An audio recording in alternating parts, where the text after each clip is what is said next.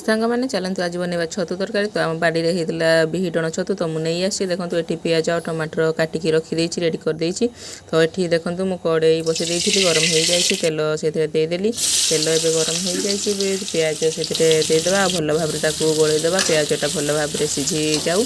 ସିଝି ଯିବା ପରେ ଦେବା ସବୁ ଗୁଣ୍ଡ, ଆମେ ଲଙ୍କାଗୁଣ୍ଡ, ହଳଦୀ ଗୁଣ୍ଡ, ଜିରା ଗୁଣ୍ଡ, ଧନିଆ ଗୁଣ୍ଡ ଆଉ ଦେଲି ଚିକେନ୍ ମସଲା ଟିକେ। ଦେଖନ୍ତୁ ପିଆଜ ବି ହେଇଯାଇଛି, ତ ଦେଇଦେଇଛି ମୁଁ ସେଥିରେ ଗୁଣ୍ଡ। ଏବେ ଗୋଳେଇ ଦେଇଛି, ସେଥିରେ ଦେଇଦେବା ଏବେ ଟମାଟର ବି ଭଲ ଭାବରେ ଗୋଳେଇକି ତାକୁ ଛାଡ଼ିଦେବା କିଛି ସମୟ ପାଇଁ। ତ ଦେଖନ୍ତୁ ଟମାଟର ସିଝି ସାରିଲାଣି। ଏବେ ସେଥିରେ ଦେଇଦେବା ଛତୁକୁ ବି ସେଇଥିରେ ମାନେ ମସଲା ସହିତ ବହୁତ ଭଲ ଭାବରେ ଗୋଳେଇଦେବା, ଯେମିତି ସବୁଆଡ଼େ ମସଲା ମିଶିଯିବ। ତ ଦେଖନ୍ତୁ ମସଲା ବି ଆମେ ମିଶାଇ ଦେଲେ। ତ ସେଥିରେ ଦେଇଦେବା ଆମେ ସ୍ୱାଦ ଅନୁସାରେ ଲୁଣ। ତ ଦେଖନ୍ତୁ ମୁଁ ଦେଇଦେଲି ଲୁଣ, ତାକୁ ଭଲ ଭାବରେ ଗୋଳେଇଦେବା। ଆମର ଛତୁ ତରକାରୀ ରେଡ଼ି ହେଇଯାଇଛି। ତ ଆସନ୍ତୁ ଖାଇବେ ଛତୁ ତରକାରୀ।